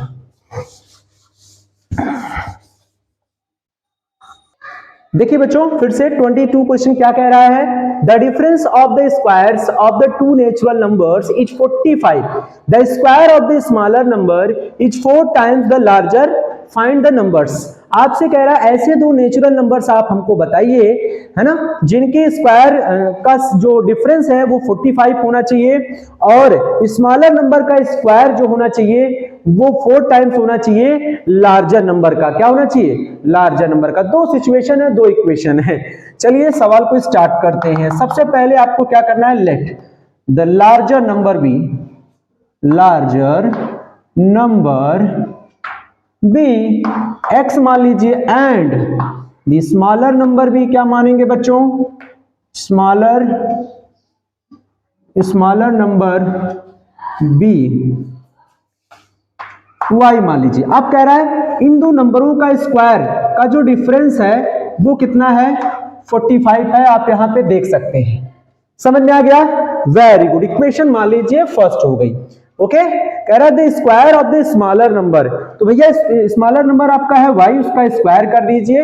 वो क्या है, इज मतलब है कितना है, 4 टाइम्स है द लार्जर नंबर का। तो लार्जर नंबर x था, उसका 4 टाइम्स जो है ये स्मॉलर है, तो ये देखिए 4x है। नहीं आ रहा समझ, यानी लार्जर नंबर स्मॉलर नंबर का स्क्वायर करने के बाद लार्जर नंबर से उसकी कंपैरिजन हो रही है, तो दोनों को आपस में इक्वल करना पड़ेगा। ठीक है, अब कह रहा है कि स्क्वायर कर देना है इस स्मॉलर नंबर को और लार्जर नंबर का 4 टाइम्स कर देना है। कौन, स्मॉलर को करना है क्या? बात को ध्यान से समझिए, यहां पे कह रहा है the square of the smaller number, smaller number का स्क्वायर इज 4 टाइम्स, मतलब वो 4 टाइम्स है किसका, लार्जर नंबर का। कौन है, स्मॉलर है, तो स्मॉलर है तो लार्जर को कर दीजिए 4 टाइम्स। समझ में आ गया, वेरी गुड। अब हमें क्या करना होगा, ये इक्वेशन हो गई सेकेंड। अब हमें इसको सॉल्व करने के लिए फ्रॉम लिखना होगा, from first and second. From first and second में हम क्या करेंगे बच्चों, एक्स स्क्वायर तो लिखा रहेगा, वाई स्क्वायर की जगह हम लगा देंगे 4x इज इक्वल टू 45। इसको सॉल्व करेंगे, इसको इधर लाके ये बनेगा क्वाड्रेटिक इक्वेशन। तो माइनस का 4x माइनस का 45 इज इक्वल टू 0। अब इसके फैक्टर करेंगे तो बच्चों एक्स स्क्वायर माइनस का 9x और ये हो जाएगा 5, 9 में 5 जाएगा, माइनस 4x आएगा बच्चों, और यहाँ लिखा रहेगा माइनस 45। यहाँ से x कॉमन करेंगे, x माइनस 9 हो जाएगा, प्लस 5 कॉमन करेंगे, x माइनस 9 हो जाएगा इक्वल टू 0। x माइनस 9 दोनों से कॉमन होगा, then x plus 5 is equal to 0। एक बार x माइनस 9 को 0 से क्विट करेंगे, x इज इक्वल टू 9। एक बार x प्लस 5 को 0 से क्विट करेंगे, x is equal to minus 5। तो बच्चों ये माइनस 5 तो आपका इम्पॉसिबल हो जाएगा, क्योंकि नेचुरल नंबर कभी भी नेगेटिव, यहां लिख सकते हैं ये वैल्यू जो है वो इम्पॉसिबल है। क्यों इम्पॉसिबल है भाई, कि natural numbers can not be negative. समझ में आ रहा है ना, इसलिए इम्पॉसिबल है। दूसरा answer x is equal to 9 है। और आपसे पूछ रहा हूं नंबर्स बताइए, तो भैया लार्जर नंबर क्या हो जाएगा, लार्जर नंबर आपका होगा, देखिए लार्जर नंबर आपने क्या माना है, x माना है, तो x की वैल्यू आ रही है 9, ये हमारा 9 हो गया। अच्छा, स्मॉलर नंबर आपने क्या माना है बच्चों, स्मॉलर नंबर आपने क्या माना है बताइए जल्दी से। स्मॉलर नंबर आपने माना है y, और y अभी निकला नहीं है, तो x की ये जो वैल्यू आई है 9, इसको उठा के सेकेंड में लगाइए, यहां लिखिए फ्रॉम सेकेंड। तो सेकेंड में जब जाएंगे तो बच्चों y square is equal to क्या है, 4x है, तो y स्क्वायर 9 चौक 36, y is equal to square root लेंगे तो आएगा बच्चों यहाँ पे, आप सीधा सीधा बताइए, स्क्वायर रूट लेंगे 36 का कितना आएगा, 6। अब आप केवल पॉजिटिव ही लेंगे, नेगेटिव नहीं ले सकते हैं बच्चों, ठीक है। तो आप देख सकते हैं y की वैल्यू जो आ रही है वो 6 आ रही है, ये लार्जर था, ये मेरा स्मॉलर था, ठीक है। तो स्मॉलर मेरा कितना आया है, 6, देख सकते हैं 9 और ये 6, तो 9 का स्क्वायर आप चेक कर सकते हैं, अपना आंसर चेक कर लीजिए। बोला है कि स्क्वायर का जो डिफरेंस है वो आपका 45 आना चाहिए, तो 9 का स्क्वायर 81 माइनस 6 का स्क्वायर 36, घटाइए 11 में 6 जाएगा 5, 7 में से 4 जाएगा 3 जाएगा 45। देखिए आपका आंसर बिल्कुल करेक्ट है, आपका आंसर क्या है, बिल्कुल करेक्ट है। तो इस तरह से आपको ये सवाल समझ के अपना आंसर भी चेक कर लेना है। तो बहुत ही जबरदस्त सवाल था, उम्मीद करता हूं आपको समझ में आ गया होगा। तो चलिए नेक्स्ट क्वेश्चन की ओर। बच्चों देख सकते हैं क्वेश्चन नंबर 25 क्या कह रहा है, अ 2 digit number is such that the product of its digits is 14। If 45 is added to the number, the digits interchange their places, find the numbers। बच्चों आपको नंबर्स उससे पूछा गया है, उसने नंबर्स पूछा है आपसे, ठीक है, सॉरी नंबर्स नहीं, नंबर आपसे उसने क्या पूछा है, नंबर पूछा है, फाइंड द नंबर। अब नंबर कैसे बनता है वो हम आपको बताएंगे। पहले तो आपको यहाँ पे 2 डिजिट का नंबर लेना होगा, ठीक है। तो आपको यहाँ पे सॉल्यूशन लेना है और सॉल्यूशन के बाद लिखना है 2 डिजिट का नंबर आपको बनाना है, उसके बाद उनका प्रोडक्ट करना है किसका, उसके डिजिट का। तो आप डिजिट पहले लेट करिए, तो let the unit digit be, units digit be x and tens digit भी क्या हो जाएगा बच्चों, टेंस डिजिट बी वाई। ये पहला काम आप कर लिया करिए जब इस तरह का सवाल आए, ठीक है। तो उसके बाद आपको नंबर बनाना है, क्या बनाना है, नंबर, इसको हम ओरिजिनल नंबर भी लिख सकते हैं, कोई दिक्कत नहीं। नंबर बनाने का सबसे बेहतरीन तरीका है, आप x और y को लिख लीजिए। यूनिट डिजिट में 1 से इंटू करेंगे, कोई फर्क नहीं पड़ता है, और टेंस डिजिट में हम 10 से इंटू करेंगे, तो यहाँ पे 10 इस तरह से लिख जाएगा, और बीच में लगा देना है प्लस, नंबर बन गया बच्चों। जैसे फॉर एग्जांपल मुझे 12 एक नंबर लिया मैंने, 12 में यूनिट डिजिट आपका कितना है 2 है, और टेंस डिजिट आपका कितना है 1 है। तो यूनिट डिजिट में 1 का इंटू करेंगे, टेंस डिजिट में 10 का इंटू करेंगे, जोड़ेंगे तो आप देख सकते हैं 12 ही आएगा। यानी कुल मिला के नंबर बनाने का ये तरीका है, यूनिट में 1 से इंटू करिए और टेंस में हम 10 का इंटू करेंगे। समझ में आ गया? Very good. चलिए अब सवाल को सॉल्व करते हैं। सवाल में कहा गया है कि such that the product of its digit, उन डिजिट का प्रोडक्ट यानी x और y का प्रोडक्ट कितना है बच्चों 14 है। ये इक्वेशन फर्स्ट हो गई। ठीक, आगे पढ़िए। If 45 is added to the number the digits interchange, तो पहले तो आपको इंटरचेंजिंग डिजिट्स आपको करना है, देन आपको नया नंबर बनाना है। ठीक है, तो यहां लिखेंगे इंटरचेंजिंग,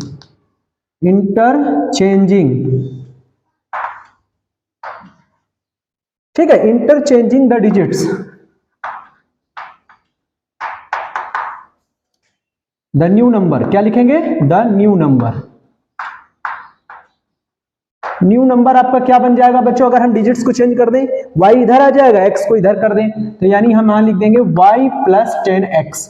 ये चीज कब पॉसिबल है? जब हम अपने पुराने नंबर में क्या कर दें 45 ऐड कर दें। पुराना नंबर मेरे पास क्या था बच्चों x प्लस 10y था। जब आप इसमें 45 ऐड करते हो तो जो इंटरचेंजिंग डिजिट्स होता है वो ये आता है, यानी y प्लस 10x आ जाता है। समझ में आया कि नहीं है? ये है इसका तरीका लगाने का। कुछ नहीं करना है, आपको जो नंबर था उसमें 45 ऐड कर देना है, फिर वो जो नंबर था बच्चों उसके डिजिट्स को इंटरचेंज के इक्वल कर देना है, वही उसका रिजल्ट आएगा। समझ में आया कि नहीं आया?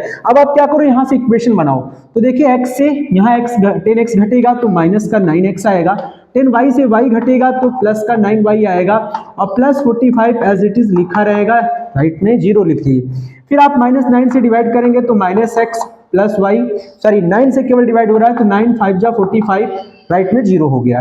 ठीक है, अब एक काम करिए आप, -x प्लस वाई तो लिखा रहेगा, -5 इधर आ जाएगा राइट में, देख सकते हैं 5 को राइट में ले आए तो -5 हो गया। अब आपको क्या करना है, यहां से y निकालना है बच्चों। y की वैल्यू कितनी हो जाएगी? -5 प्लस x। उम्मीद करता हूं आपको समझ में आ गया होगा बच्चों। क्या किया हमने, ध्यान से समझिए। -x प्लस y लिखकर -5 तो आपका इधर राइट में हो गया।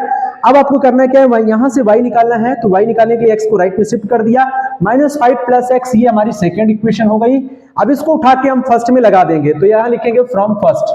क्या लिखेंगे? फ्रॉम फर्स्ट में आइए, x की जगह x रहेगा और y की जगह लगेगा -5 plus x is equal to 14। इसको सॉल्व करेंगे बच्चों, तो -5x प्लस का x square is equal to 14। Quadratic equation बन गई है, एक्स स्क्वायर सॉरी माइनस का 5x और 14 को इधर लाएंगे, -14 इज इक्वल टू 0। अब इसके फैक्टर करने हैं बच्चों, तो हम इस क्वेश्चन को इरेज कर देते हैं और इसको नेचुरली प्रैक्टिस मतलब इसको फैक्टर करते हैं। तो यहां पे आप लिख लीजिएगा, let the unit digit be x and tens digit भी y था। टेंस डिजिट क्या था आपका? डिजिट भी y। तो चलिए वापस अपने इक्वेशन में आते हैं। चलिए फैक्टर करते हैं। x स्क्वायर माइनस 7x ले लीजिए, प्लस का 2x माइनस करिए, -14 इज इक्वल टू 0। अब आप इसमें से x कॉमन करिए, x माइनस 7 हो जाएगा, प्लस 2 कॉमन करिए, x माइनस 7 हो जाएगा बच्चों, आप देख सकते हैं। ठीक है, अब यहां से हमारा एक ब्रैकेट में x माइनस 7 आएगा, दूसरे ब्रैकेट में x प्लस 2 आएगा, राइट में 0 बनेगा। अब हमें क्या करना है, एक बार इसको 0 से इक्विट करना है बच्चों, तो x माइनस 7 को 0 से इक्विट करेंगे, x इज इक्वल टू 7 आएगा। x प्लस 2 को 0 से इक्विट करेंगे तो x इज इक्वल टू -2 आएगा। तो आपने देखा कि ये हमारा आंसर तो नहीं हो सकता बच्चों, क्योंकि नंबर कभी भी नेगेटिव नहीं आता। मतलब नंबर क्या, ये डिजिट हमारा कभी भी नेगेटिव नहीं होना चाहिए, तो ये मेरा आंसर नहीं हो सकता। ठीक है, तो मैं इसको लूंगा x इज इक्वल टू 7 को, और उठाकर मैं कहां लगाऊंगा? सेकंड में। इससे मुझे टेंस डिजिट मिलेगा। क्या मिलेगा? टेंस डिजिट मिलेगा बच्चों। तो मैं अपने सवाल में वापस जाता हूं, लिखता हूं फ्रॉम सेकंड। तो y निकालने के लिए x की इस वैल्यू का इस्तेमाल करेंगे, -5 प्लस 7 इज इक्वल टू 2। तो आप देख सकते हैं y की वैल्यू आ गई 2। अब आपको नंबर बनाना है बच्चों। क्या बनाना है? आपसे क्या पूछा गया है? नंबर पूछा गया है मेरे भाई। क्या पूछा गया है? नंबर। तो नंबर क्या है आपका? x plus 10y। क्या है? x प्लस 10y, ये नंबर है बच्चों। तो इसी में वैल्यू लगा देंगे। x की वैल्यू कितनी है? 7, 10y की वैल्यू कितनी है? 2। तो नंबर आपका बनेगा 10 दूनी 20 प्लस 7 करेंगे तो 27 आएगा बच्चों। यही आपका आंसर है। चेक कर लीजिए, चेक कर लीजिए 25, क्वेश्चन नंबर 25। आंसर कितना आ रहा है?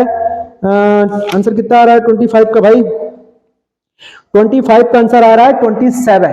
27 इज द करेक्ट आंसर बच्चों, यही हमारा नंबर है।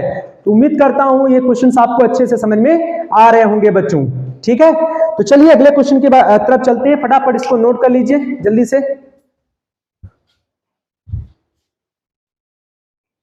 बच्चों देख सकते हैं 53 नंबर क्वेश्चन में क्या कहा जा रहा है? A motor boat whose speed is 9 kilometre per hour in still water goes 15 kilometre downstream and comes back in total time of 3 hours 45 minutes, find the speed of the stream. बहुत ही अच्छा question है, CBSE board में आया हुआ question है बच्चों। चलिए स्टार्ट करते हैं। पहले इसको समझते हैं, डाउन स्ट्रीम और जो वापसी वाला है, कम बैक है, अप स्ट्रीम को उसके बारे में जानते हैं पहले। तो बच्चों हमें क्या करना है? पहले एक नाव देख लेना है, जैसे ये मोटर बोट है। ठीक है, मोटर बोट की डायरेक्शन क्या होती है बच्चों? दो तरह से हो सकती है, एक ये और दूसरी ये है। ठीक है, अब बच्चों होता क्या है कि अगर आपकी डिपेंड मोटर बोट की जो स्पीड होती है वो डिपेंड करती है कि स्ट्रीम की स्पीड पर। स्ट्रीम मान लीजिए आपकी इस स्पीड में चल रही है, मतलब इस डायरेक्शन में चल रही है। ठीक है, और आपकी नाव भी इसी डायरेक्शन में जा रही है, यानी मोटर बोट भी इसी डायरेक्शन में जा रही है। तो इसको यानी जब दोनों ही चीजें एक ही डायरेक्शन में होती है तो बच्चों इसको बोलते हैं डाउन स्ट्रीम। क्या बोलते हैं? डाउन स्ट्रीम बोलते हैं। समझ में आ गया होगा ये बात आपको? वेरी गुड, जब दोनों एक ही डायरेक्शन में चलते हैं। लेकिन बच्चों यही जो चीजें हैं, यानी एक तरह से मोटर बोट आपकी इस डायरेक्शन में है और आपका जो कहने का मतलब है जो स्ट्रीम की डायरेक्शन है वो आपकी अलग है। आप देख सकते हैं इसकी डायरेक्शन ये है और इसकी डायरेक्शन ये है। तो इस कंडीशन में इसको बोलते हैं अप स्ट्रीम। क्या बोलते हैं? Up stream. और आप इससे समझ सकते हैं बच्चों कि अगर नाव जो मोटर बोट है अगर वो पानी के विपरीत दिशा में जा रहा है तो इसका मतलब ये है कि उसकी चाल घटने वाली है। तो यहाँ पे तो माइनस हो जाएगा, डाउन स्ट्रीम में प्लस हो जाएगा। बस इतना ही काम करना है। तो चलिए समझते हैं इस चीज को अच्छे से। अब सवाल को समझते हैं, ठीक है ना? अप स्ट्रीम में जोड़ दीजिएगा, डाउन स्ट्रीम में डाउन स्ट्रीम में आपको क्या करना है? ऐड कर देना है, और अप स्ट्रीम में आपको क्या कर देना है? सब्ट्रैक्ट कर देना है। तो सबसे पहले आप सॉल्यूशन लिखेंगे और लेट करेंगे। ठीक है, लेट क्या करेंगे? यहाँ पे find the speed of the stream पूछा गया है, तो let the speed of the stream be x kilometre per hour. ठीक है बच्चों, अब हमें क्या करना है? मोटर बोट की स्पीड दी हुई है बच्चों स्टिल वाटर, जब पानी ठहरा हुआ होता है तब उसकी स्पीड क्या है? 9 किलोमीटर पर आवर है। लेकिन जैसे ही पानी गति करेगा, डायरेक्शन करेगा, है ना, इस डायरेक्शन में नाव भी इसी डायरेक्शन में जाएगी, तो इसका मतलब है वहां पे डाउन स्ट्रीम की कंडीशन आएगी। तो यानी तब स्पीड क्या हो जाएगी नाव की, ये समझने वाली है। तो यहां लिखेंगे speed of the motor boat in downstream। समझ में आ रहा बच्चों? डाउन स्ट्रीम समझिएगा। मोटर बोट की स्टिल वाटर मतलब जब पानी ठहरा होता है स्पीड कितनी होती है? 9 किलोमीटर पर आवर। तो आप देखिए 9 किलोमीटर पर आवर से मोटर तो जा ही रही है, साथ में पानी का डायरेक्शन भी जा रहा है, तो दोनों ऐड नहीं हो रहा है तो स्पीड बढ़ गई। तो 9 + x किलोमीटर पर आवर हो गया। समझ में आ गया कि नहीं आ गया? ध्यान रखिएगा। और हमेशा जो होता है बच्चों मोटर बोट की स्पीड हमेशा ज्यादा ही होती है। क्यों? क्योंकि अगर ज्यादा नहीं होगी तो अपोजिट डायरेक्शन के समय यानी कि अप स्ट्रीम की कंडीशन में वो आगे जा ही नहीं सकता है। समझ में आ रहा है ना? ये बात समझिएगा। तो speed of the motor boat in down stream, और फिर यहां लिखेंगे speed of the motor boat in up stream. ये बात जो बच्चा समझ लेगा उसको ये सवाल लगाने में आसानी हो जाएगी। देखिए फिर से भाई मोटर बोट की स्पीड ज्यादा होगी और ये कहने का मतलब जो स्ट्रीम की स्पीड है वो कम रहेगी। ठीक है, तभी वो आगे बढ़ पाएगा। तो किलोमीटर पर आवर। अब बच्चों टाइम कितना लगेगा ये समझिए। टाइम टोटल इतना लग रहा है 3 आवर्स 45। इतने में जा रहा है, इतने में आ रहा है, डिस्टेंस उतनी ही ट्रैवल करनी है जितनी जाने में करनी है उतनी आने में करनी है। 15 kilometre per our, 15 kilometre down stream है। कम्स बैक भी हो रहा है तो पानी का डायरेक्शन चेंज थोड़ी ना हो रहा, वो तो इधर ही जा रहा है। तो उधर से मतलब एक तरफ जाते समय एक तरफ जब उधर से आया तो अपोजिट हो गया पानी की डायरेक्शन में, तो उसको बोलेंगे अप स्ट्रीम। ठीक है, तो टोटल टाइम निकालने के लिए बच्चों हमें यहां लिखना होगा टोटल टाइम कितना लग रहा है 3 आवर्स 45 मिनट्स को अलग करिए बच्चों, 45 मिनट्स। समझ में आ रहा है? 3 आवर्स को अलग करिए, 45 मिनट्स को अलग करिए, क्योंकि बच्चों टोटल टाइम जो है वो आपको हावर में ही रखना है, तो इसलिए हावर ठीक है, ये गलत है, तो इसको आपको चेंज करना पड़ेगा। तो यहाँ पे लिखिए 3 आवर्स तो ठीक है, 45 मिनट्स को बच्चों हावर बनाने के लिए 60 आवर करना है अगर, तो 60 से डिवाइड कर दीजिए, 45/60 से डिवाइड करेंगे देन ये भी हावर हो जाएगा। 1 मिनट में होते 1/60 हावर। अब देखिए टोटल टाइम कैसे लगेगा, जाने में टाइम और आने में टाइम। तो यहाँ पे देखिए हमारी बात को सीधा सीधा समझिएगा, यानी time taken to downstream और टाइम टेकन अप स्ट्रीम। तो टाइम टेकन पहले हम डाउन स्ट्रीम की निकालेंगे, तो चूंकि टाइम निकालना है तो फार्मूला क्या होगा, डिस्टेंस अपॉन स्पीड। तो डिस्टेंस आपको 15 ही चलना है और स्पीड आपकी डाउन स्ट्रीम के लिए क्या है 9 + x है बच्चों, वो आपको यहां लगा देना है। फिर टाइम टेकन ही निकालना है, 15 किलोमीटर जाने में हो गया, अब आने में यानी कि अप स्ट्रीम ले रहा है, तो 15 अपॉन क्या हो जाएगा 9 - x। ठीक है, और टाइम कितना लग रहा है 3 आवर्स प्लस 45 से इसको काटिए, 15 × 45, 15 × 60, यानी आ जाएगा 3/4।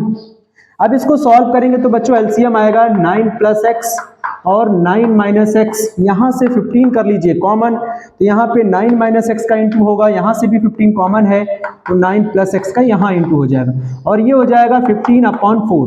4 × 3 = 12 में 3 जोड़ेंगे तो 15/4 आएगा बच्चों। अब इसको सॉल्व कर लीजिए, सॉल्व कैसे करेंगे, देखिए 15 से 15 कैंसिल हो जाएगा और x से x कैंसिल हो जाएगा, 9 और 9 हो जाएगा 18 upon a + b, a - b क्या होता है a² - b², 81 का 81 हो जाएगा और x का स्क्वायर x², इधर बचेगा 1/4, क्रॉस मल्टीप्लाई करिए बच्चों, यहाँ 81 - x², इधर हो जाएगा 72, इधर देखिए 18 4 जा, ठीक है। x² को राइट में ले जाइए, ठीक है, x² को राइट में ले जाइए और 72 को इधर लाइए, तो 81 माइनस क्या लिख जाएगा 72, उम्मीद करता हूं समझ में आ रहा होगा।